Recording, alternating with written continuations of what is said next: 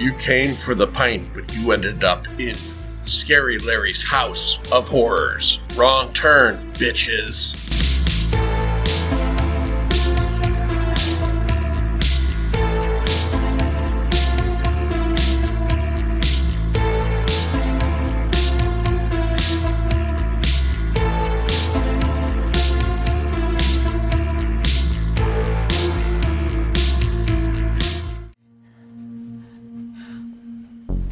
Come closer. I wanted to show you the detailed work I did on Grace's sutures. It's a mess. I know. It's just my first surgery. I haven't perfected my technique. What have you done? What have I done? You mean with the other one? Scary Larry's House of Horrors, Season 3, The Losers List, continues after a long pause from October. We did a bunch of horror episodes in October, and we needed a little bit of a break. But this season, this short season's 5 episodes. We only put 2 out so far, Street Trash and The Prowler. And we got to talk about Excision tonight. My name is John. My name is Lloyd. My name is Stu. I'm Scary Larry. And like we said, it's Excision night here tonight. Ooh. Ooh. This one's going to be a fun one, I think. I think they're all fun. It's been 5 months since the last horror episode. We did in October, we did between horror episodes and live streams, we did like 7. Yeah. Right? And we've been doing the ones on Patreon. If you folks want to be Pint Insiders, we've been doing the classic episodes, but here on the regular feed, we haven't done anything since then. In all honesty, as much as I am loving horror, doing these shows in October, I was ready not to do horror for a while. Like, we did the live stream on Halloween Ends, which was enough to make anybody not want to do horror anymore. Oh. The remake of Hellraiser, Scary Larry's favorite Misfits songs, which is horror adjacent. We did The Prowler. We did Street Trash.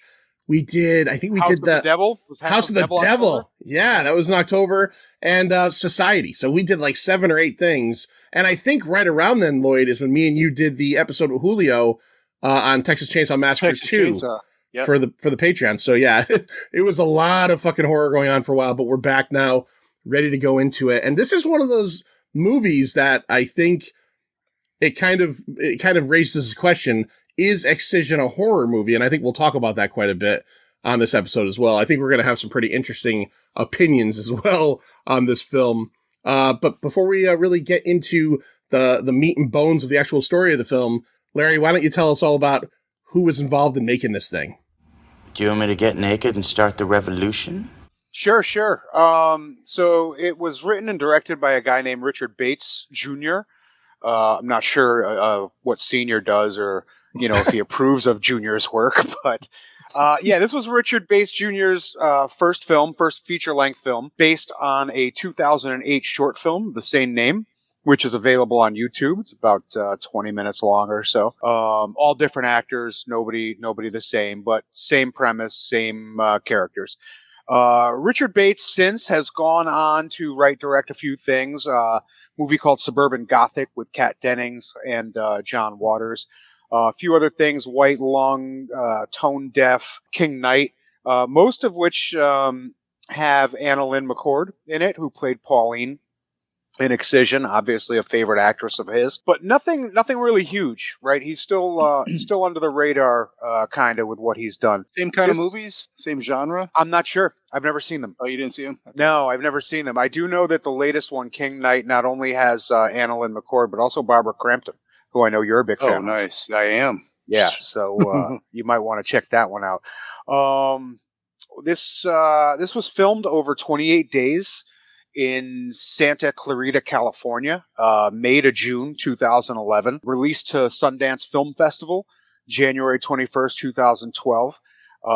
Then a bunch of film festivals, cleaned up, won Best Feature, Best Actress, Best Supporting for Tracy Lords on a few of them, who did a fine job. She did a fine job when she was younger, too. different Never form saw of any film. of that. Yeah. Oh, no. Yes, you have. You lying sack of shit. Anyway, sorry to get so violent right there. I had to actually, Lindsay watched this with me, which I always say this. She never watches any of these movies. She watched this from beginning to end with me. And I had to explain to her Tracy Lords because she's young. She doesn't understand, doesn't pay attention to that stuff. And I'm like, so this is a woman who, 15-year-old. yeah, who when she was younger was a porn star. And when I said the word younger, I mean younger. She literally only released one porn movie when she was of age. Yeah. Yeah, It's the only she one did- you can get now, right? Yeah, Tracy, I Love You. I don't know how I know the name of it. But, Research. Just yeah. say research. Yeah, just some research. So yeah, we did the film festival circuit. Released to the U.S. DVD market October 16, 2012. Did have a short theatrical run in the UK. No theatrical run in the United States. I think that's about it. There's some cast. Lloyd, you want to talk about cast? Round up the usual suspects. Yeah, definitely. So, as Larry said, Annalyn McCord as Pauline. Now, I don't know much about her, so I did a little bit of research. She's an activist against sexual assault and domestic abuse. She was a model, which you cannot tell from this movie. She was a star in Nip Tuck, 90210. She became like one of the main stars of 90210, the remake. Day of the Dead remake. I don't know if you knew that, Larry, but she was in that. I'm good. And another thing I read was in 2021, she had revealed that she was diagnosed with multiple, actually they call it dissociative identity disorder, which is kind of fitting for this role. I wonder if she got it doing this movie. Yeah, really. Possibly. And she is the one. So you may all remember when Russia first invaded Ukraine, there was some weird stuff going on. And there was an actress who released a video of herself reading a poem on her Twitter, postulating that if she had loved Vladimir Putin like a mother, then he possibly wouldn't have invaded Ukraine. You guys, any of you remember that? I do remember that because she got heavy. not. She got heavy comparisons to that terrible Gal Gadot video. Gal Gadot video, yeah. Yeah, when Gal Yeah, that was Gadot, her. like, so tone deafly and all of the. Remember when Gal Gadot and all the celebrities Yeah, was did it Imagine? did that video? Imagine about how are we? You know, we're gonna We're make with you. it We're like you. Yeah. right. Yeah. Like I'm only in 35 rooms of my house right now due to COVID. But we're gonna all make it together. You know. It was. I saw the Annalyn McCord thing when it happened. And I was like, oh, this chick she's got the right idea, but like, don't. You're tone deaf. You're tone deaf. You're tone deaf. It's a right idea, but you're tone deaf. Yeah. Gal Gadot's in her. I'm in my 900 square foot house. She's in her 900 square foot bathroom. Yeah. Right. So yeah, that was Annalyn McCord who wrote that poem to Vladimir Putin. Tracy Lords as Phyllis, the overbearing mother of Pauline, and overbearing wife, and everything else. Former adult film star, like we said, turned Hollywood actress and singer. You'll know her from Crybaby, Serial Mom, which we talked about. That was a fun movie. Oh yeah, Also- I forgot. Yeah, she was yeah. in that. Did a stint in Melrose Place. She was in Blade, Zack and Mary Make a Porno. You also have Ariel Winter as Grace, the sister of Pauline. She has cystic fibrosis in this. I did not watch much of this, but she was Alex Dunphy in Modern Family, which has a lot of accolades, I guess, a lot of awards. It's a pretty good show. Yeah, pretty good show. I bailed on it after like 5 seasons, but for a while there it was the funniest thing on TV. It was really That's a good while, for a though. 5 Yeah. seasons. Like, Yeah. It has to be good Yeah. if you stick with it for 5 seasons. Yeah, when I didn't watch it from its original run, but when they started to put it in syndication, like maybe like 10 years ago, I started watching it at night sometimes, and it's a funny, well-written show. And the guy who plays Phil Dunphy, the father, Ty Burrell, is awesome. He is Yeah. he is awesome. He was in the remake of Dawn of the Dead. He's like the That's what I dickhead. thought. He's That's the what I was dickhead. thinking. He's the dickhead businessman. And Yeah. in Modern Family, he's this super, like, he's an open nerve. He's like a super loving dad and like kind of a dim bulb. And he's so good in that show. He's so Really? good in that show. Yeah. Yeah. Cool. All right. And one other thing that maybe Larry, maybe Stu knows. You familiar with the show Phineas and Ferb? Heard I of know it. of it. Yeah, same. It's a really good animated show. She was the voice of Gretchen in that show. Did any of you get that she was sickly? She did not look sickly at all to me. Well, they even say that in the movie. The father says she looks so healthy. Yeah. Yeah. So I think that they either chose. But I mean, one of I the think first that's just a scenes. choice. One I of was the gonna first say, yeah, scenes like, she's the- in, she's hooked up to the fucking giant breathing machine. So Yeah. I know that First they're time you pumping. see her, she's hooked up to that thing. So the movie tells you right away, like, oh yeah, she's Right, but physically, Oh yeah, Physically, no, she the looks movie, good. completely good. Yeah. Yeah, the until movie she didn't, starts like, coughing at the dinner table, like towards the end. Like that's Yeah. the first. Yep. Moving on, we have Roger Bart as Bob the Dad. This guy was born in Norwalk, Connecticut. Tony Award-winning stage actor. Did a lot of stuff. He was in Harold and Kumar Escape Guantanamo Bay in just about every TV show in the 2000s. Hostel 2. Yeah, He's he one of was- the. Yeah, I knew I recognized him from one of the hostels. Yeah. I knew that. Yeah, I don't know. This guy, he's kind of I wouldn't say a deadbeat, but He's just a you know, sap. he's just a sap. Yeah. He's just Oh, the character. I thought you were saying the actor. No, no. not the actor. He's basically Kevin Spacey in American Beauty before he grows a set of balls. 100%. Right. 100%. He seems to be like a loving dad who has just been destroyed by the overbearing bitch train that Tracy Lords plays in this movie. Awful. She's She is- great at it. She's great at it. but She's a bullet bitch train. She is a bullet bitch train. She's so hard in this movie and so like it comes from a place of like wanting the best for her kids and all this stuff. Like that's where it comes from, but it's not like translated at all. And there are people like this. She's terrible. I hated her. I hated her so much. Yep, exactly. Now we have Jeremy Sumpter as Adam, the boy to whom she gives her virginity.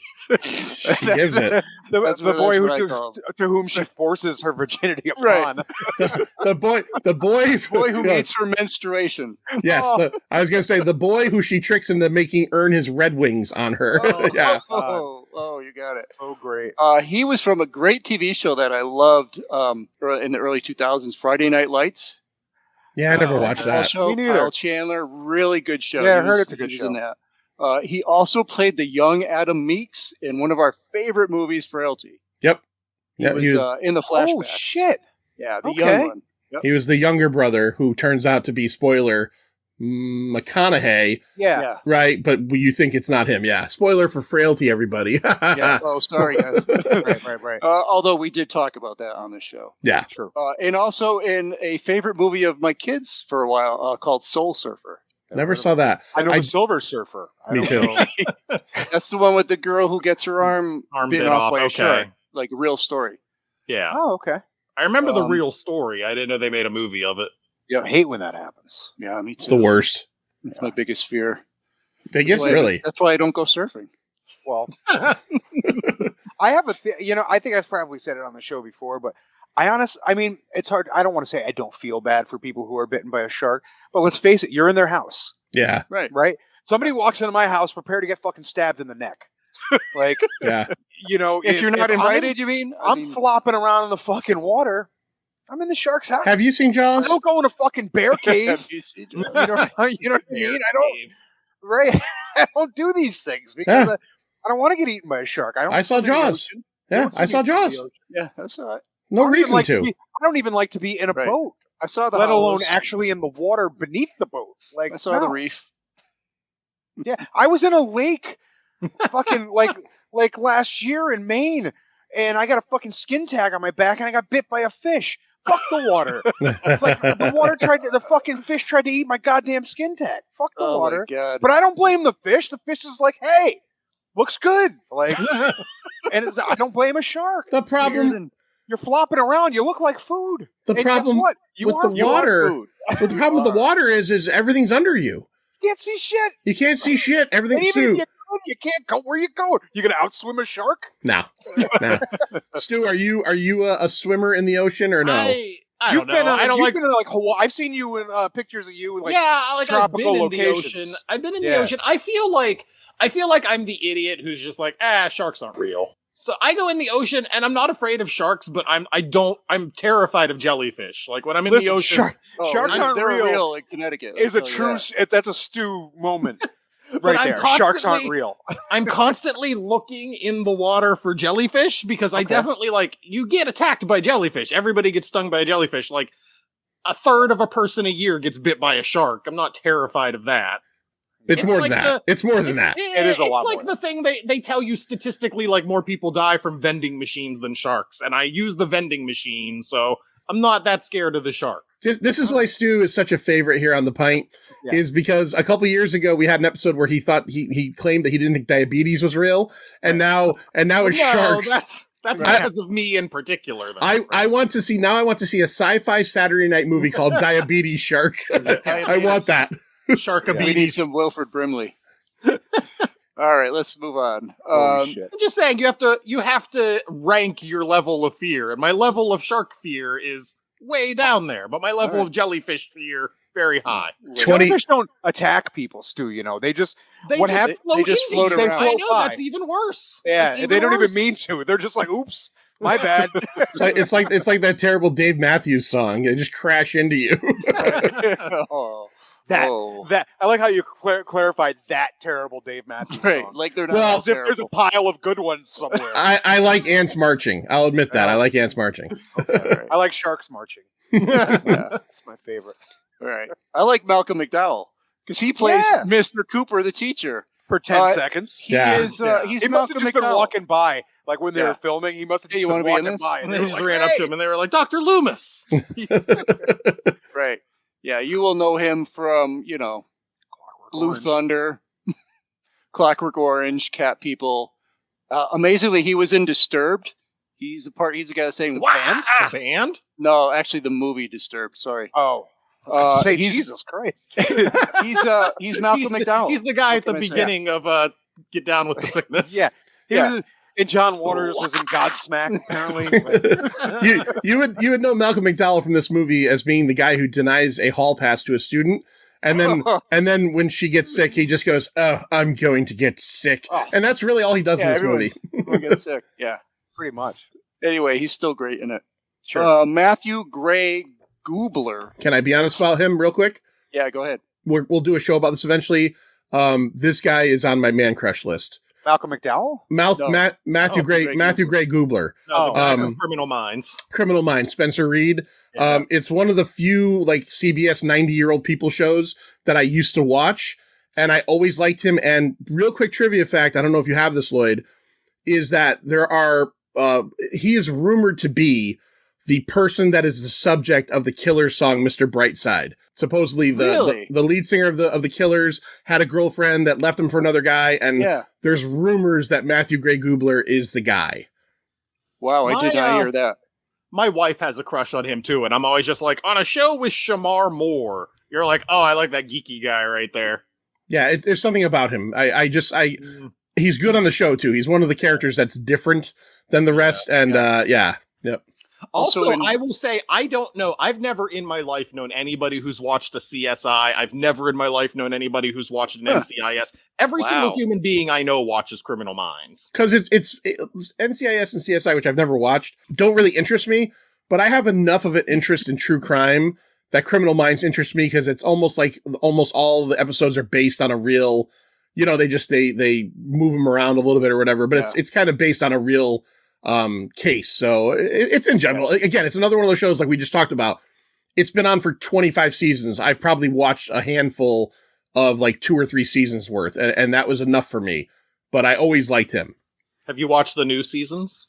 No, I know it's coming back, right? No, it's back. My wife's been watching it. No. I don't think he's on it. Well, see, that's even less impetus, you know? So why bother? I had a boss who said he used to watch that show for ideas. Really? Yeah. Jesus Christ. All right. Anyway, Matthew Gray Goobler, also in 500 Days of Summer, and get this, both Alvin the Chipmunks and the Squeakquel. He is Theodore, I believe, the voice of Theodore. Yeah. Yeah. And he was in a movie real quick with, when I was sick with COVID last year, Christmas time, I watched a bunch of movies on Christmas Day. Yeah. He was in a movie with Annalyn McCord, who looked good in this movie. It's called 68 Kill. And it was actually it's like a crime thriller comedy kind of thing. I saw that on the list. I enjoyed that. Movie. Okay. All right, good. Moving on. I didn't mean to downplay that at all. Yeah, good. I'm totally excited. Marley Matlin, the great Marley Matlin. Who doesn't like Marley Matlin? In a brief, I guess you could say cameo as Amber the nurse or counselor or whatever she was. And she has the best line in the whole movie, although you don't actually hear it. Yeah. What does she say to Tracy Lords? having you and your daughter together in my office makes me happy that I'm deaf. Yeah. Basically. What a perfect line. All right, there's a few more here. Ray Wise as Principal Campbell. Yeah. Ray Wise, Laura Palmer's father in Twin Peaks. Dr. Alec Holland in Swamp Thing. RoboCop. Yep, RoboCop henchman. Hal Gardner, literally everything. He's been in everything. VP in 24. He was awesome on a show that got canceled too early, in my opinion, called Reaper from several years ago. It was Kevin Smith produced it, and it was kind of a Buffy the Vampire Slayer-ish show about this kid who might have been the son of the devil, who was Ray Wise, and his job was to go and collect all these souls for him. And it was Tyler Labine, you know who that is? He was one of the guys in the show, and Ray Wise played the devil, and he was fucking perfect in it. And it was a fun show, and he's got that devilish sort of look, yeah. He's always in a suit, and it was a very cool show, and Ray Wise is classic. Yep. Totally. All right, one more major star, and then I'll just say these other two. John Waters as Reverend Williams. That was John weird. Waters. Listen, was so John weird. Waters playing a priest is fucking. And he's perfect. in a lot of his movies as well. As is Ray Wise. I saw both their names pop up. Yeah, he's this weird. guy, this He's director seems to be one of those who like picks a cast and kind of carries them through the rest of their films. You get comfortable working with people and try to cast them for everything you kind of like that guy who did Blue Ruin. Yeah, Forget his name. Saulnier, Jeremy Saulnier. Yeah, same thing. Two more. Molly Wait, McCook. I have a friend who is obsessed with John Waters, and he has a camp somewhere like every year. Really? Yep. She goes to his camp every single year. Officer Mike Simonetta is going this year. Super psyched. He is super psyched. That's where awesome. Is it? Is it in New York or something? I forget where I think it is. so. I think it's like Yeah. upstate New York, like, rural, campy New York. Yeah, she's very excited about this camp every year, and she goes and she gets pictures Very with fitting. John Waters, and she does John Oh, that's Waters cool. things. I don't know. They have all sorts of event. What's it? John, Steve and Darlene, who come to the Connecticut Cult Classic shows. Yeah, right? yep. They went last year, and they said it was literally the best time they've ever had in life. So, Wow. yeah. We're gonna I have to believe check she's this out. I believe she has a John Waters tattoo. So of course it would be the best. I don't think I would go that far, but I wouldn't either, but I do love John Waters. He's a goddamn treasure. I've only seen a couple of his movies, and they were the later ones. Yep. But I will say, like you said, Lloyd, we did Serial Mom on here a year or two ago, and I had never seen that before, and that was fucking hilarious. That was a good movie. it was a fun movie. Yeah. He has a really great style and aesthetic, and just weirdness, absolute weirdness. Oh yeah. Yep. Then you got the two girls, the two high school girls, Molly McCook as Natalie, Adam's girlfriend, and Natalie Dreyfus as Abigail. Natalie Dreyfus is the niece of Richard Dreyfus. I never knew that. Good Yep. for her. Yeah, Learn something new every day on the fucking Pint. Yeah, Look at that's that. right. Right, we're here to teach and learn. I like it. That's Your it show, for cast. your show would be a lot easier to find on social media if it was called The Fucking Pint.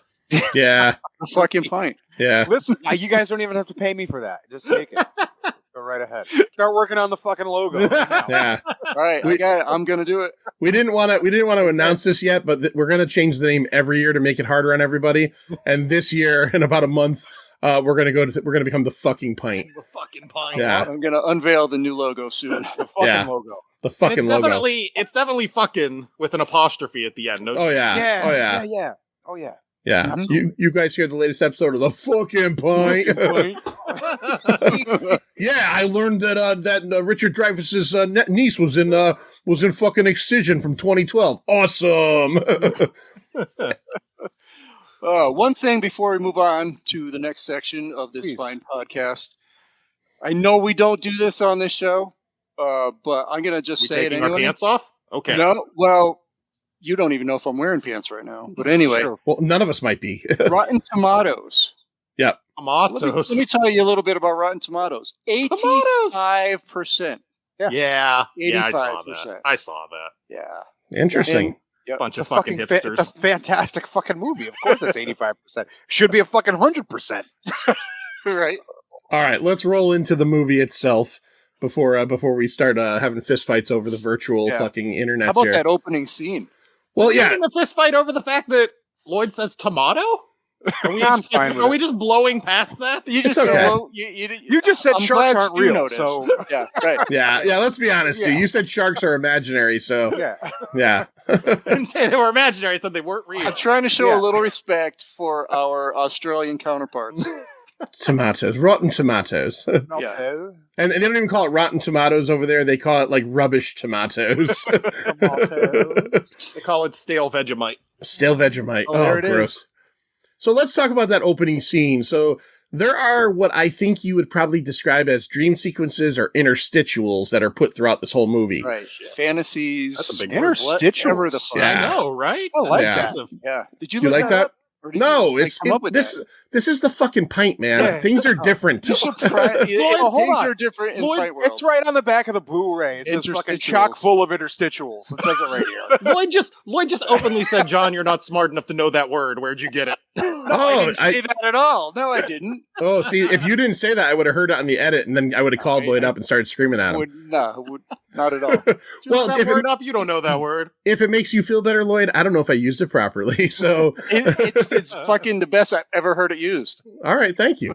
Well, anyway, so there are scenes in this. So our main character is Pauline, and Pauline is a high school girl who is, man, this movie essentially, to me, felt like in the end, it was like kind of like a, I don't know, looking at the last couple weeks of a school shooter before something happens. Let me. Okay, Can I just pipe in for a sec?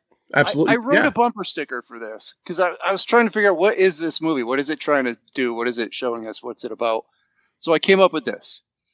A disturbed, delusional high school student who has weird, bloody, psychosexual fantasies, aspires to become a surgeon, and goes to extremes to earn the approval of her controlling mother. See, I don't know if that's 100% true. She's not looking to gain approval from her mother at all. You know what? I think she is. I think she totally The Rotten is. Tomatoes summary says the same thing about trying to get approval from her mother, and I didn't get that at all. I thought for as much as she cared, her mother could fuck off and die. So wait. All right, listen, hold on. I don't want to get too far, but do you remember the scene when she's sitting outside of the bedroom and she hears her mother saying that I don't want her to live here anymore. I don't even know how you still like her. I don't even like her. And she is just hysterically crying. Yeah. Deep inside, this is still a girl who wants the approval of her parents. But she's been pushed so far. Plus, she's mentally unstable. That coupled with the fact that her mother has just spent a lifetime showering love on the other daughter and completely ignoring her and hating her. Still, this girl, all she wants is for her mother and father to accept and love her. And that just broke her when she was sitting outside of the bedroom hearing her mother say that. So I have a question, and I kind of agree with Stu. I get what you're saying, but I kind of agree with Stu because, like, the whole cotillion thing, that would please her mother, and all she does is make it as hard as possible not to fucking do it. Oh, I'm not saying she's a likable character. Oh, of course, right. Yeah. Well, but I'm also saying, like, she's also fighting her mother's approval. Yeah. But let me ask you a question. We brought up before while we were doing the cast. She wants her mother to love her for what she is, not for what her mother wants her to be. Like there's that scene when she's laying in bed and her mother's lays a dress over her and said, "Oh, you're looking so pretty." They're starting to have a bonding moment. And then the mother notices the cold sore and she's like, "Oh, fuck this." She's like, "I won't even take a picture of you now." They're like, all that girl wanted was to be loved by her mother in that moment, and she couldn't even do that. See, I don't know if I felt that necessarily. Yeah, I did. I feel like she didn't care about the approval from her mother, but any human being, if you're like a child living with your parents and you hear your parents say, "I can't possibly love her," I mean, that's going to crush you. But I don't think that means she was seeking approval. I think that just means she was sad because her mother's a bitch. If you don't care, then it wouldn't matter. If you really hate your mother and you don't care then it wouldn't bother you. All right, so let me ask this. We talked about it earlier in the episode. 2 non-children people are fighting against Lloyd! Lloyd! Let me say this fucking thing I've been trying to say for 4 fucking minutes. Pretty please, all right, I'm gonna zip it. Zip your fucking lip for 2 seconds. Nobody ever says that to me. Wow. No, I know, but god damn it, I've tried 3 times and you've interrupted me 3 fucking times. Larry, eat your cake. Stu, shut up. Lloyd, shut up. Do you guys think, get a drink, shut up. Do you guys think for any chance out there that it was a purposeful decision to make the daughter who was actually sick look healthy and make the girl who was physically actually okay look as sickly and as kind of like dirty and run down? Do you think, Larry, I'll go to you first before Lloyd jumps in. Do you think that was a decision in the filmmaking? Because we did say that the daughter who's sick does not look sick. She's actually very pretty. She actually looks very clean. And then the other daughter who's not is haggard as fuck. Do you think that was a decision by the filmmaker? Well, she is sick. She has herpes. But other than that, I never thought of that, John. It's interesting. And it could very well have been a choice. I always did find it interesting that, no, I never even thought about it like that at all. I just thought, okay, the other daughter is exactly what her mother wants her to be, other than the fact that she's sick. She dresses pretty, her hair is nice, she has boyfriends, she can't wait for cotillion. So I kind of just always associated it with that. She's like that, so the mother loves and appreciates her. But what you're saying actually makes that's a pretty astute observation. Thank you. All right, Lloyd, I want to say this real quick. After yelling at you and telling you to shut up, that when I finally got to get that sentence out, I felt like I came in my pants. I just want to put that out there because every time I tried to say it and you would say something, I felt like someone was hammering on my dick and then just stopped and I was going oh. So when I finally got it out, I felt very good. Thank you. Right. Stu, did you have to ask anybody or look up cotillion? Because I had to ask my wife what a cotillion was, and she didn't know either. Did you know what it was? No, I still don't know what it is. I just assumed it was a Bible school thing. I don't know. I didn't know what I assumed it was. I just assumed it was like a little clubby for fancy girls. I don't know. I didn't really care what it was. I was kind of assuming. I'm not going to pretend to lie. I'm not going to lie. I didn't care about much that happened in this movie. I was thinking it was like a debutante type thing, maybe. Yeah. Okay. Like charm school. Kind Charm of. school, yeah.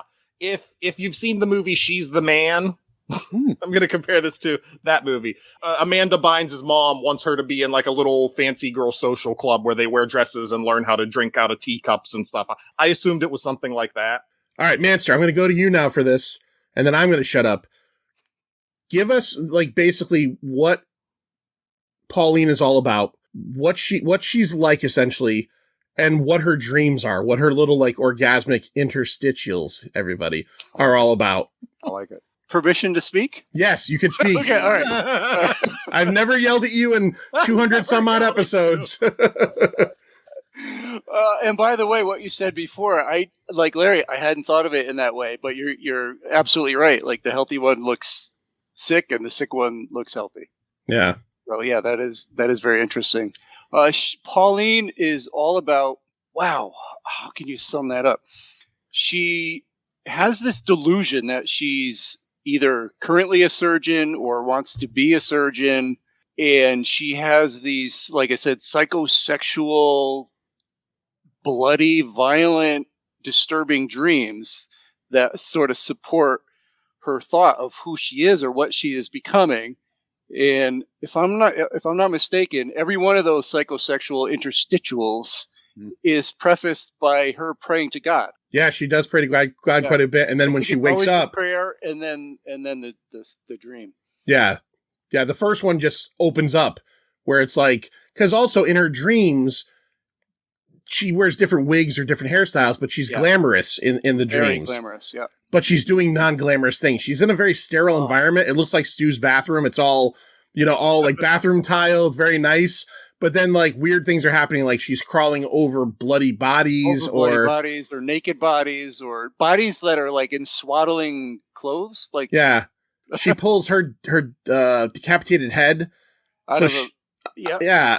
There's a lot of weird stuff going on. She gets into a bath full of blood and submerges herself. Yeah. Yeah. So she's obviously got a lot going on. She's totally fascinated with blood. Yeah, to the point where she almost eats a fucking used tampon. Let's get right to it. She sniffs it. She licks the blood from a bird, the dead bird that she found. Oh, when she finds a dead bird and does surgery on it, and then I said to my wife, I said, there's so many diseases happening right now. And then she actually like licks the bird blood off her hand. Yeah. That was hard. That was very hard. You know how they wrote this movie is they actually went through the pick your poison box and just pulled out a couple cards and they were like, this is a movie scene. Great. I told Larry, I said, I invited Stu on and he was not a fan. Stu, what did you say to me? This movie makes I forget what movie I compared it to, but essentially it's like, this movie makes Malignant look like Citizen Kane. No, you said The Exorcist. That's it. Yeah, it was something really good compared to this. Wow. All right. So, Larry, you've obviously seen this before. Am I correct, or do you have the same feeling? Did this movie give you very similar vibes to a movie we did about a year ago called Teeth? Did you feel like the whole suburban kind of No, see, I'm not saying it was Teeth. Like, that's a whole different thing. Yeah, no, I see what you're saying. I mean, definitely the same type of suburbia. Isn't Teeth more tongue-in-cheek? And I haven't seen Teeth yet. It's on my list. It's more teeth in cheek. It's more teeth than vagina, actually. That's what it is. It's precisely teeth and vagina. But definitely the same, suburban feel to it. That kind of the preppy school kids and everything. But I never really associated with that, and I definitely didn't have the same feel as a film. This is definitely a much darker, whereas Teeth is, and this is, I mean, listen, this has humor. She's funny. I'm sorry, but some of the shit she says is fucking hysterical. Oh yeah, she is. Yeah, but she's so blunt. She has zero filter. She's rude isn't even the word. She's just downright nasty to everybody. The line she uses, and I'm going to paraphrase it because I'm not going to get it right, when she's having an argument with one of the Dreyfus girl and her friend in the gym locker room, she first says something about your vagina looks like an axe wound. Yeah. And then she says, I'm afraid of getting a yeast infection just being in the same room as that thing. Yeah. I laughed so fucking hard at that. Disease axe wound. Yep. Do you think the tone, Stu, and I know you're not a fan of the movie, but do you think the tone of the movie up until, and we'll get to it, what happens in the end is different than where, could you imagine this movie not being even going along those horror routes and it just being about this misfit girl? Because it kind of felt that way for so much of the runtime of the movie. And then at the end, this super horrifying thing happens. Could you see this movie being more of a just kind of character study of the Pauline character? You know what I mean by that? Where it might not have even gone to where it went in the end? Oh boy, that would have been unpleasant. It could have been. I feel like, no, you know what? I lied. It couldn't possibly be, because this movie is more society than society in that it exists only to get to its ending. Everything before the ending is just the movie killing time. Oh, I don't agree. I don't agree with that. Yeah. How can you not? Because nothing matters. Nothing matters in this movie. Because this movie, it's a movie all about undiagnosed mental illness and the torture that parents can do to a child, and that has to be shown. You can't you can't just accept that that's a possibility and then show the last 10 minutes of the film. And the not recognizing it, the substituting this totally inept reverend for some real psychoanalysis.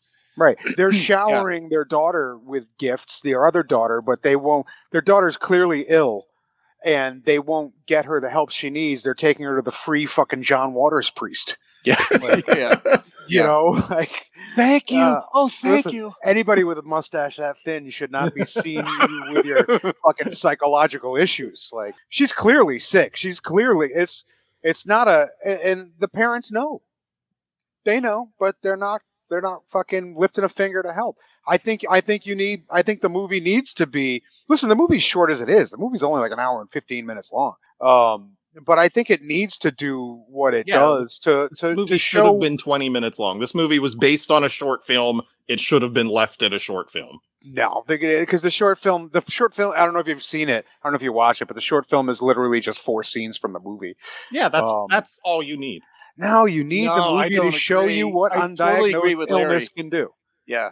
you know, I got sides now. I'm on Stu's side with the mother's approval thing, but then I'm on you guys' side with the you need the whole movie thing. How do you what do you need any of the stuff with Matthew Gray Gubler? Do you need any of the stuff with Malcolm McDowell? Do you need any of the stuff with John Waters? I cut all that out. Here's my problem with that stuff is you need all that stuff. You didn't need actors of that ilk for any of those. Like that, if the movie were wrong anywhere in that stuff, it wasn't that stuff. It was just, why is Malcolm McDowell playing this role? Why is, and John Waters, I like just for the John Waters effect. As Larry said, a pencil mustache like that should be on like an FBI surveillance list at all times. John Waters is perfect for that role. Yes. But like Matthew Gray Gubler, even though he wasn't, could have been anyone, but that could have been anyone. In Sundance, to me, it kind of was anyone. I don't even know who that guy is. Yeah, Until you guys mentioned his name, I don't know who the fuck that guy is. But even more so, like Malcolm McDowell is Ray Wise. I always question that. I thought that, and Ray Wise, because Ray Wise is a principal who's in this like 2 scenes. Right. Right. Like, yeah. It's. I mean, but that's what independent filmmakers do. You waste you time. Try I've to seen you independent get films that don't feel like they're just no. wasting time Stu, to get to their own ending. I'm talking about the caliber of star. You try to get big names in your film so you get recognition. Well, it's easy for me to point those out because I know those actors, but I don't know the jump rope actress's name. You don't need her in this movie either because she could have just taken one of the 2 girls from school. It didn't need to be this jump rope character that they wasted. Yeah, but they didn't live across the street. But the jump rope character had picked on her, and she had a. Well, so did the bullies. You didn't need her and the bullies. She made fun of her sister, Stu.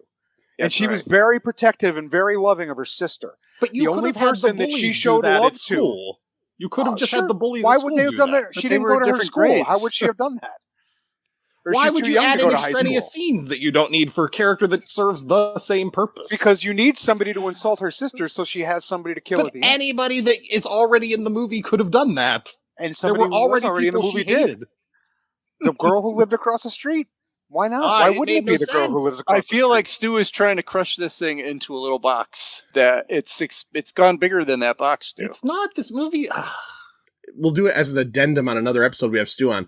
I want Stu to watch the short, and I want to know if the short works better for him. Oh, probably. You know what I mean? Yeah.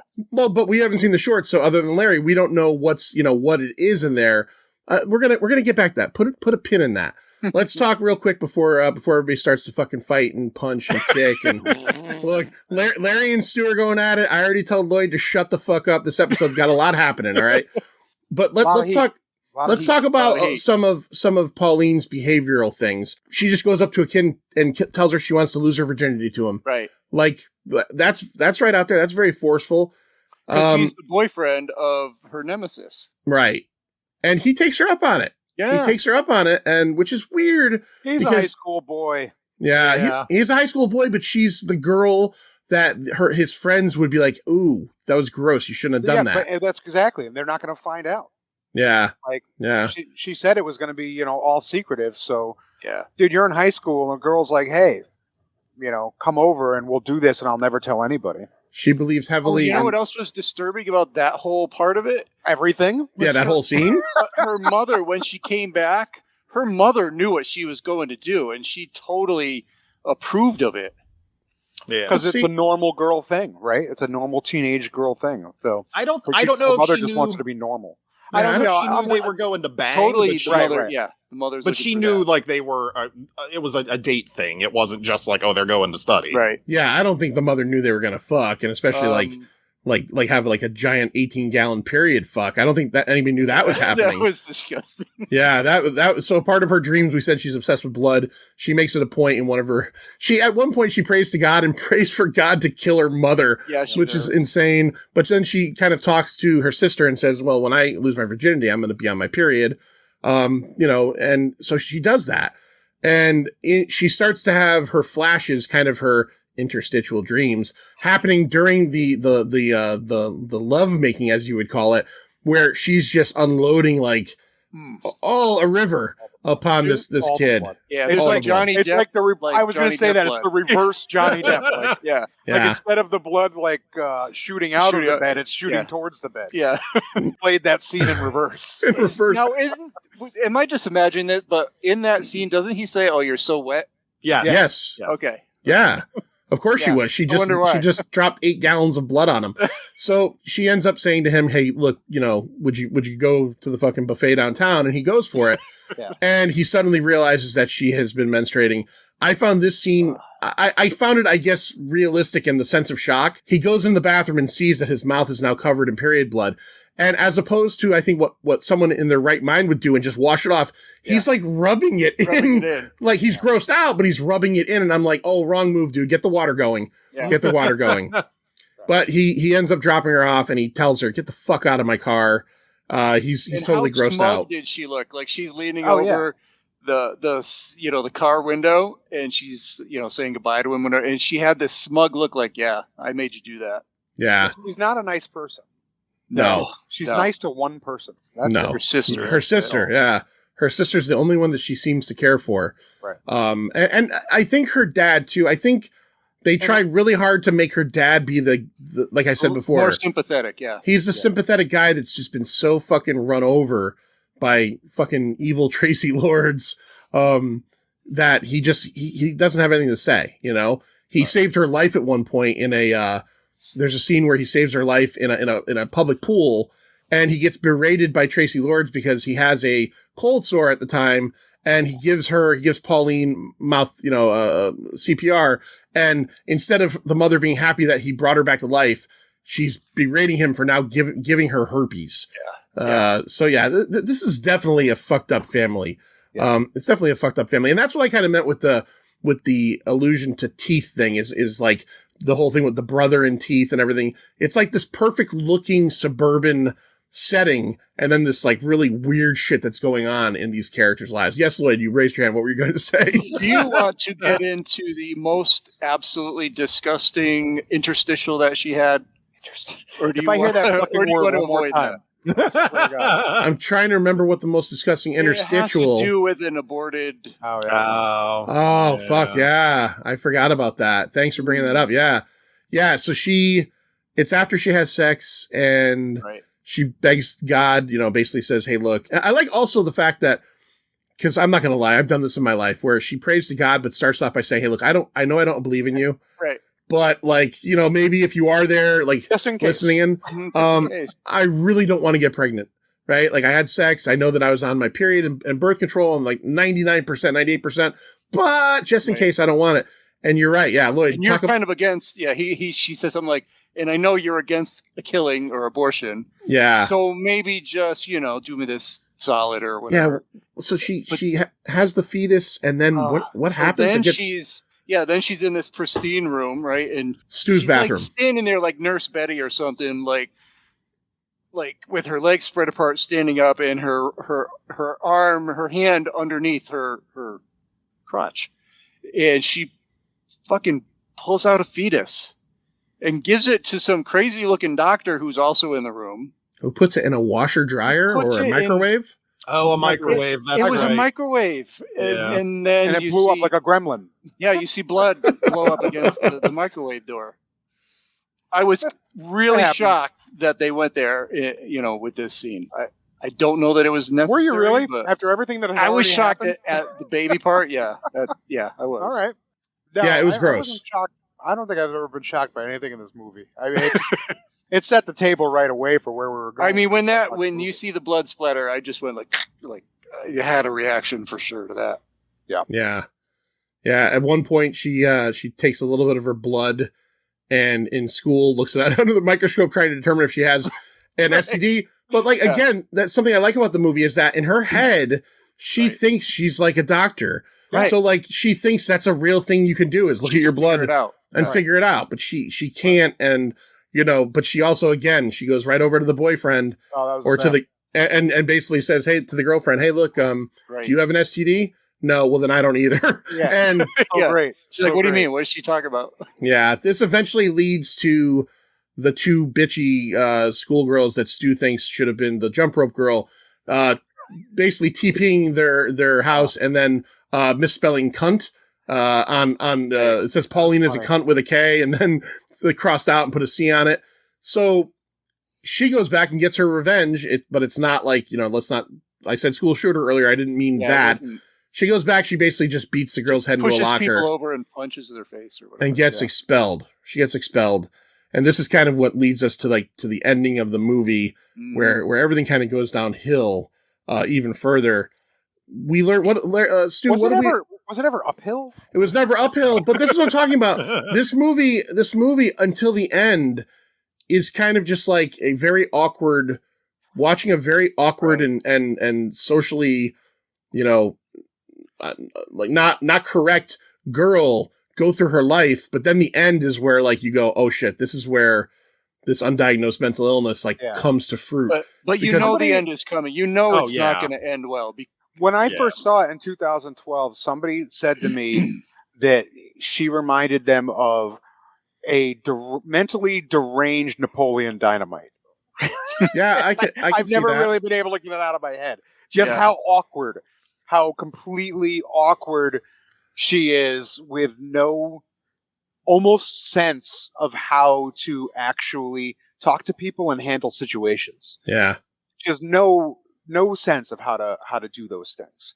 It's like it's almost as if she's never spoken to another human being before. There's Like everything she says and how she starts conversation.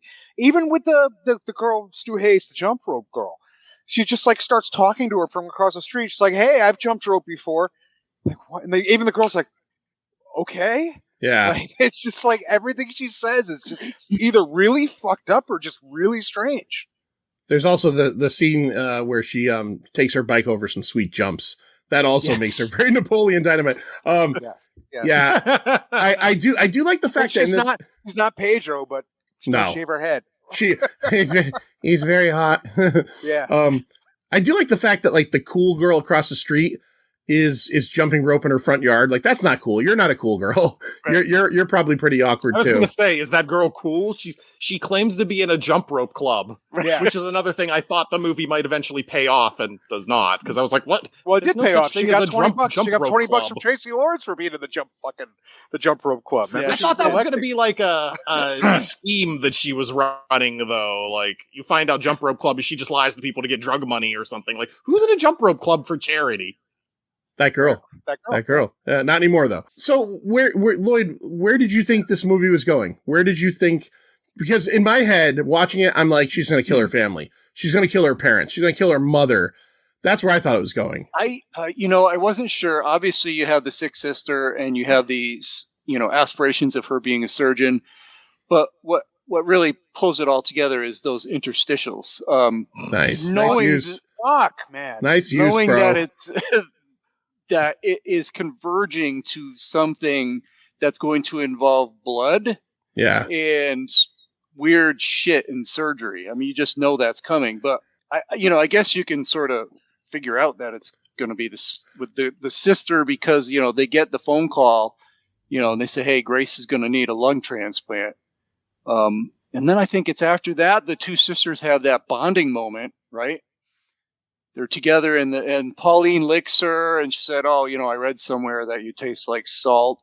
And that's where, you already know these girls have a bond, but that's where there's like real love between these two sisters. And I think she would do anything for her sister, which she obviously does, but she's so fucked up she doesn't know how to do the right thing. Yeah. Wait, I'm confused. John, answer me a Yes. question. At what point in this movie did you know that the ending was going to be her doing a lung transplant on her sister? The bird. The bird and the library. Okay. No. Okay. For me, it was when she basically said it. She was sitting at the table, and Yeah. it was before the doctor called, and She's like, she I will said, do everything in my power. Well, to before make you that, better. she said to her, she was talking to her mom, and she said, Gracie's going to need a lung transplant, right? And her mom's like, that's not for years off. She's like, well, Right. she's going to have both of them done, and there's a high chance of infection, so you might want to consider. There's a high chance of infection having it done at the hospital. Right. You might want to consider the alternative. As soon as she said that, I'm like, what the fuck's the alternative if it's not at the hospital? Like, where does one have a lung transplant? I'm like, holy shit, she's going to do it herself, isn't she? Honestly, I forget when that was. When was that? I don't remember. It It said was at some point. before. Yeah, you're right. That was before that phone call. and there was a large part of this movie too for me where we're watching this this girl where I kind of almost forgot this was a horror movie. Like, I was almost like just watching this girl in her weird life. So, like, in my head, I wasn't necessarily thinking, where's this leading to? But, like, a lot of it led to me thinking she's going to kill the mom. Her saying that stuff makes total sense now. But to me, it was the second she went to the library and was reading the books. And then when she cut the bird open and pulled out its, like, whatever and licked the bird blood. And I was like, oh, fuck, she's going to do something terrible. She remember she skipped school, goes to the library, and she came home with like fucking 60 books. Yep. Yeah. And that was another thing. Like, her mom doesn't look at what kind of books they are. Like, you know, if her mom just took any kind of fucking interest, she probably would have seen what the fuck this crazy girl was planning. Yeah. But just no care about this daughter. As you guys had mentioned, the mom and dad get a call that says that Grace, the sister Grace, is now needs to go on the transplant list because she's in bad shape. Pauline, up in her room, overhears this. So the mom goes out of town for the night. The father stays home. Pauline sets them up with a nice cup of tea, except his cup is fucking drugged to fuck. Yeah. She knocks him the fuck out, ties him the fuck up. And then she goes over across the street. And ethers some people. Yeah, and she chloroforms the fuck out of everybody in town. She chloroforms the jump rope girl. And somehow she gets her to come over the house. Because she tells him she has jump ropes. She said, like, hey, I got a bunch of jump ropes in the shed. She goes, I got a box of fucking jump ropes that my sister who's sick can't use. Yeah. You can take them, just come on over. But this is after she told her that she was going to give her a tracheotomy with the handle of one of them. Right, but you're not understanding. I would have been suspicious if I No, was I know, I get it. You guys are discounting this girl's love of jump ropes. Apparently. Right? Look, so I got a special double braided twisted jump rope in the shed over there. You got to check it out. This is the one like black girls use, like doing double dutch. This is serious shit. You know, I used to twirl double dutch in school. In my school, I totally believe it. In Middletown High, man. I mean, you know, again, I made the comment only because a lot of the black girls during recess, man, they got the fucking double dutch going. They're jumping in and out. I could never jump it, but I could twirl it, so they would always make me twirl. Yeah. So chloroforms the fuck out of Jump Rope Girl, chloroforms the fuck out of Grace, that was hard to watch. which was very hard to watch. Yeah. And then she shaves her fucking head. And she did that for real. Yeah. Yes. Yeah, Annalyn McCord did actually shave her head for the part. Shaves the head, and then we go to the most sterile environment in the house to perform a lung transplant. Where was it, Larry? The garage. The garage. Yeah. And he was worried about her sister getting an infection at the hospital. So the garage makes perfect sense. That Marvel mystery oil that just dumped into your sister's chest cavity ain't gonna fucking help. Stu, did you notice? Because I noticed it. I thought it was kind of a cool little moment. Like when she has all of her tools laid out on the cart, it's just all like butcher knives and like household shit. It's all kitchen cutlery. Yeah. Already bloody too. Yeah. You know how hard that must have been to. How did she get through the fucking rib cage? Whatever. I don't. Yeah. I mean, well, not just that, but like the whole thing is like she keeps on talking about how she's going to be this great surgeon, and obviously she's not. But I love the fact that they accentuate that she's not by like showing like when she makes a cut, blood just shoots across the fresh blades and everything. Like she sucks. Yeah. She sucks assholes. Looks like she did some good sutures though. She was proud of the sutures. Very proud. Very proud. She was. Come over She here, was. Mother. Come here. You have to see that. God, that scene. You have to see my work. Scene is heartbreaking. Let's get there. The mother comes home, finds Hostile 2 tied up. She tries to wake him up, but she doesn't untie him. She's running through the house. He's like, "Rrr, rrr," and she's just like, fuck this guy. The only thing she keeps saying is, "Where's Grace?" She does not ever say, "Where's Pauline?" And I don't think that's because she's only worried about Grace, right? She finally comes back. I think she, again, doesn't untie the husband. She runs out into the garage and she finds Pauline there, bald, wearing a fucking poncho, it looked like. And she's now nth level fucking like out there. Mother, did you see what I did? It's amazing. You got to come over here and look at the sutures. And Tracy Lords does a really good job because she's just like, what did you do? And she knows what she did. And they don't hide it either. They don't try to make you think, because they show Grace's face. She's dead. She's dead. Obviously, she's blood dead. is, like, coming out of her mouth. Out of her mouth and nose, I 'cause think. you see her like spitting up blood. Yeah. And then the next time you see her face, it's completely cold Yeah. and still. Mm-hmm. So we get this final scene, and I want to bring this up because she realizes it, right? I mean, does she have a moment of clarity? Because Pauline? Yeah, Pauline, right? So here's how I've always, and this is what's heartbreaking to me. She's complete, like you said, she's completely gone at this point. She's believing that she just saved her sister's life, right? She's so far into her fucking psychosis that she believes she just successfully gave her sister a lung transplant. And her mother, this is how I've always, and Stu's going to laugh at me, when her mother finally embraces her, that's what snaps her out of it to me. Yeah. All she's wanted this whole time is for her mother to love her. And she took the embrace as an act of love. And that's when she realized, that's when she came back to her senses and realized that she just killed her sister. Stu, I agree with everything you say until you get to and that's when she realized she killed her sister. I'm not sure that she realized that. I think don't she think so? broke down because she Okay. was getting the love from her mother. Okay, that's fair. But she screams, right? They Well, both scream. they both They scream. both scream. I think when Pauline screams is when she realizes what Larry said.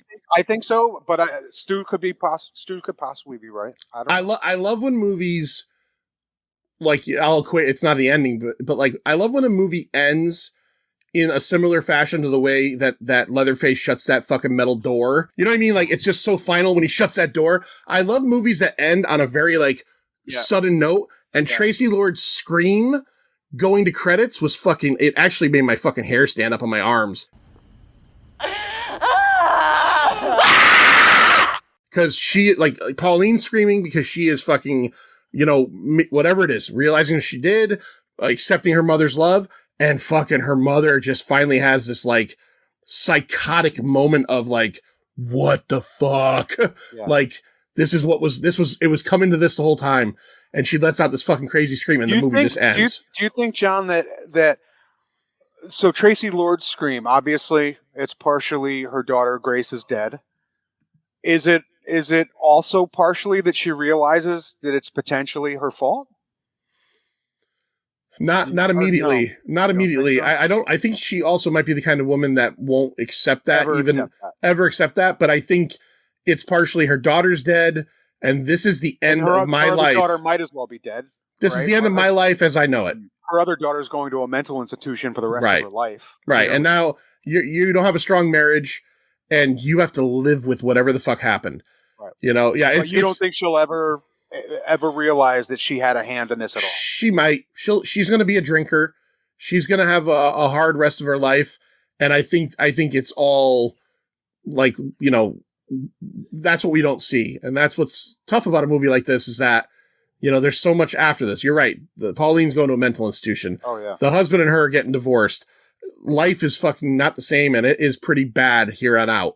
Yeah, it's crazy. It's absolutely crazy. All right, so that's the story of Excision. I did want to ask you, Stu, though, before we finish this part, you mentioned that everything in the movie just led up to the ending. I know you weren't a fan of the movie, and we'll get your rating soon. But did the ending actually work for you? Did you feel like... Yeah, the ending's the only thing that worked for me, because like I said, you see it coming. I did anyway, at least. Larry probably did see it a little bit before me, but as soon as Pauline says, I forget whether it's in one of the prayer scenes or if she's talking to Grace, but she's like, I hope I have the power to do whatever I can, or maybe she's praying to God and she's like, give me the power to, and I was like, oh, okay, I see where this is going. So you're waiting to get there, and even though you see it coming, it's still a really powerful scene. Yeah, so the ending worked. The ending is good. The ending, even though you know it's coming, it does everything to your emotions that it's trying to do, because you're just like, oh, I hope it doesn't, though. I hope something, you're like, boy, I hope like Ariel Winter comes off that table and is like, oh yeah, it worked. I can breathe. Huzzah! Yeah. That's another movie. Yeah. That would have been a great ending. She's got like superpowers now. She gets off the table and just takes a big deep breath. Right. Fuck you, cystic fibrosis. She can fly like a bird. I can finally jump rope. I can jump so much rope. I hope Larry's coming over later with his double Dutch skills. I'll twirl. I will fucking twirl for her. clapping Miss Mary Mac, all dressed in black. Everybody, ah! All right, well, we do this for every Scary Larry's House of Horrors, so I'm just going to do it so I can play a funny soundbite. Not much to say. Favorite kill time, kids. That's for my wife. Fuck you and die.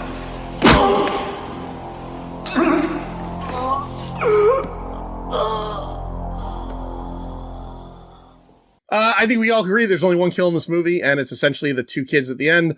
So let's just skip past this and move on to the next part of the show. Yeah, not really much to talk about there, but I wanted to throw in a cool little soundbite anyway. Let's grade this thing. Don't judge me, monkey. All right, let's start off with the Manster. Earlier in the episode, I didn't want to hear the Manster's mouth, but now that's all I want to hear. But before you do, actually, though, Larry, what are we rating this on? Lungs. Dream fetuses. Lungs. Lungs. Okay. Lungs. All right. I'd rather do lungs. Thank you.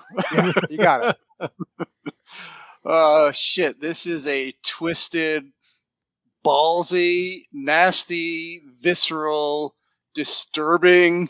Look at Larry's got the cover right there. Nice.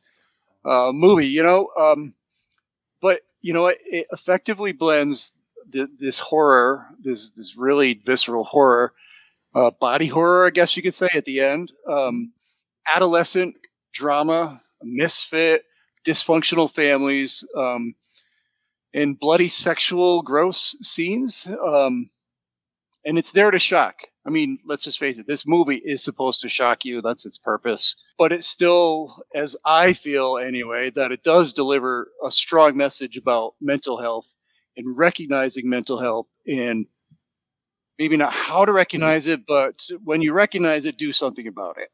I don't want to rate it too high, but I'm going to give it 3.75. Ooh, 3.75. All right, I'll go next, and then we'll go to Stu, and then we'll finish off with Larry. I enjoyed this movie. I don't know if this is one that has a lot of replay value for me, but I think Anna Lynn McCord is really good in this. The physical transformation, we didn't really talk about a lot. She's a beautiful girl, and you can tell that she's a good-looking girl in this movie, but man, did they run her through the fucking mud. Did they hold her by the ankles and drag her through the ugly bushes to really get rid of all that glamour? We mentioned we talked about it last night in our messaging back and forth that the only thing that compares is Charlize Theron and Monster. Yeah, exactly. Like, that's the only comparable, because Charlize Theron, face it, is one of the most beautiful women in the world. Right. And her as Eileen Wuornos in Monster was shocking. Yeah, I've never seen that movie, but I've seen her. Great movie. And Great yeah, movie. she looks like a bag of fucking shit. So yeah, you're absolutely right. I thought the ending was, again, I felt like this was watching a school shooter before the event, like that's what the whole movie felt like to me. And I wasn't sure where it was going until, we got to a certain point at the end. And I'm sad that it went where it went, because I think if it was just her killing, it would have been a weaker movie if it was her killing the mother, but it wouldn't have had the feels of what she actually does, which makes it a better movie, right? Like I didn't want her to kill the sister, but that goes along with what's wrong with her and all that. I'm not going to go as high as Manster, but I'm going to go with a 3.25. I enjoyed this. And another thing it did that I liked a lot was it's like 82 minutes long. It gets in and it gets the fuck out. Real quick before I move on to Stu, my wife. Stu is one. Stu is one. I did watch this with my wife, so I asked her to give me her rating. She said she gives it a 3.5. She really liked the Pauline character. The way she talked to people was straightforward with zero shits given. I found it refreshing. Of course, the blood and body stuff was super weird, and the eventual double murder. So, but she enjoyed this. She was invested when we were watching. All right, Lynn. Yeah, so she did enjoy this. All right, Stu, what do you got? So there's a lot of things this movie does, and things that happen in movies aren't for everybody. And this movie is not for me because I like good movies. So no, I don't like gross out stuff for the sake of gross out stuff. I don't like shock value for the sake of shock value. And I feel like that's all this movie was.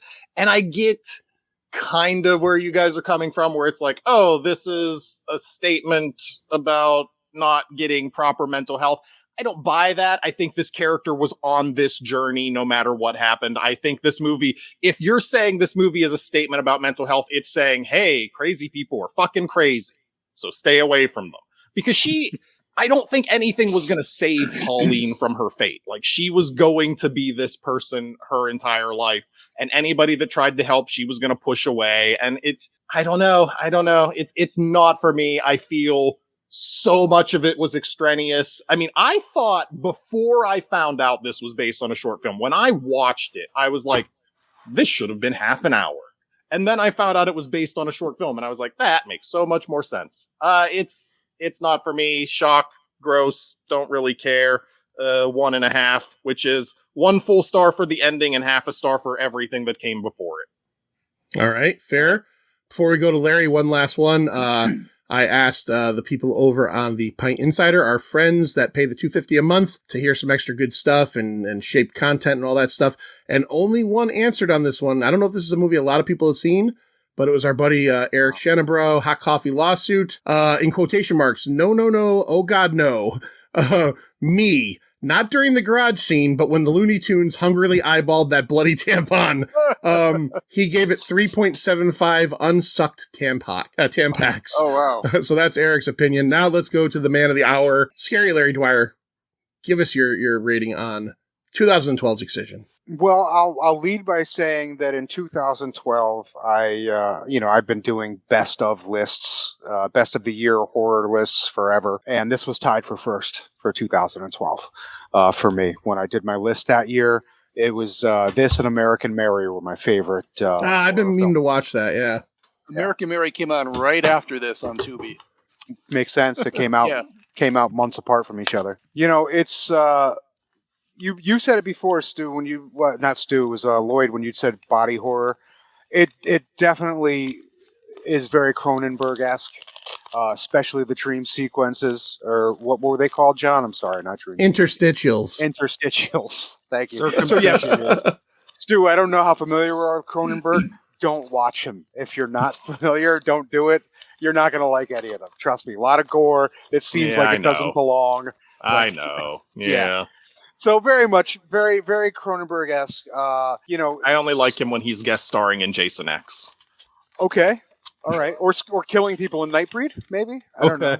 I disagree with Stu, and yes, I think crazy people are crazy, but I still think that maybe they can be helped, and they deserve help, and they should be helped. And this is what happens when you not only don't help, but ignore them. Push them off to the side. Send them to John Waters. She even says it was his fault. She's crazy. Yeah. It's to me, it's a very strong film with a very strong ending. I think, Pauline is hysterical. She cracks me up. You mentioned the scene, John, when she's in the shower or in the locker room with the two girls.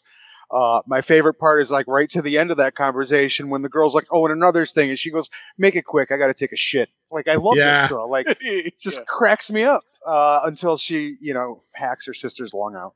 Yeah, I'm a fan. This has been a favorite film of mine for over 10 years. I do agree with you, John, though. It's not one I go back and revisit often. I think this is maybe the third time I've seen it in 10 years, and I own it. But it's not something I need to watch every day. But when I do, it's still as powerful as it was the first time I saw it. For me, it's four lungs. Four lungs. All right. Another great line she has, again, I'm going to paraphrase it because I don't have it written down, is when the girlfriend of the boy that she has sex with kind of like goes, I know what happened. You could have him. And she goes, I don't want him. He licks pussy like a dog drinks water. Yeah. Well, I like when he first comes up and he's like towards the beginning, she's talking to them at the bleachers and she's just listening to their conversation. And the boyfriend walks up and he's like, your girlfriend thinks you're gay, but you're not pretty enough. Yeah. She cracks. I don't know. I find her funny until she eats a bird, but whatever. All right. So that's Excision. As we've been doing on the last handful of episodes this year, I bring this up. The Pint of Pop Culture podcast is a co-production between The Pint, which is Lloyd, and myself, or as will be known soon as The Fucking Pint, and our The Fucking Pint Insiders. The folks that go to Patreon / The Pint, pay $2.50 a month. That's you. That's Larry. That's a lot of folks out there. And tonight I want to give a massive shout out to Larry's partner in crime over at ConnecticutCultClassics.com. And he was mentioned earlier, Officer Mike Simonetta. Just one of our best friends and a wonderful guy. And Larry's Costello to his Abbott or vice versa or whatever. If you've ever been to a Cult Classic show, he's the guy in the booth. He helps Larry get all the stuff together, all the trailers. He does an excellent job. I've never seen one single screw up there, except for the first time I went when he ran Friday the 13th. Except for the time I did see a screw up. Except for the time when he ran Friday the 13th Part 3 3D in Spanish for the first 20 minutes. And you know what? It was fucking even better. It was even better. I bet that would be great. It was funny. It was funny. First one I ever went to. No, didn't know Larry, didn't know nothing. We watched Friday the 13th Part 2 to begin with. Cuidado, Ace Jason. So it's maybe the first 10 minutes. It's the whole scene with the slobby guy and his wife in the grocery store. It was such a laugh that when he finally got it figured out and got it to English, people were saying, turn it back. Cause I think it would have been a laugh riot to watch that whole movie and estoy mucho, it was very funny, but Officer Mike, and he's been on the show a bunch of times. We love you. Thank you for your support. Stu, SWO Productions, talk about it. What's coming up? As of recording, today is the 2nd. An episode just came out today. What is it? I know it was with the other Robert over at Crooked Table Productions, and I know Aquaman was last week. Shit, what is today's episode? I don't know. It's something. Go listen. I'm sure it's phenomenal. Oh, it's Ghost in the Shell. It's Ghost in the Shell, the original anime, not the one with white Scarlett Johansson playing Asian characters. And SWO Productions, I've been very proud of my first time ever watching the Buffy the Vampire Slayer TV show and writing articles, because that show's fucking weird. The first season's not good. I'm done with the second season, and I'm not sure it gets a ton better. It's just, it gets weirder at being weird. I think people consider 3 is where it hits its stride. Because 3 is where the mayor is the bad guy. And, things. Spoiler alert, John. Jesus Christ. Oh, well, he's the bad guy right from the beginning. No, and also, I'm sorry. I haven't even met him. Stu's not even going to watch season 3 now. No, he will, because Eliza Duke Shoe shows up in that one, I think. So, unless she already has. So, all right. You'll enjoy that. Larry loves her. All right, Lloyd, before we go, tell everybody where to find our stuff. Find us anywhere you find your podcast, whatever your favorite podcatcher is. Just find us there. We got a YouTube channel.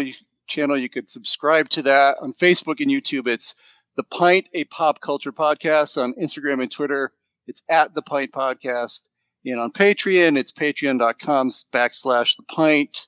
And remember, I don't often watch Excision, but when I do, it's with a bloody tampon and a nice bottle of Chianti. Lloyd, for all the folks out there that might check out our TeePublic store, can you make up the fucking pint logo? I've already reminded myself with a little sketch. So all right, stickers and T-shirts may be available coming soon. Yeah, the fucking pint. Until then, fucking see ya. See ya. Bring me on, baby!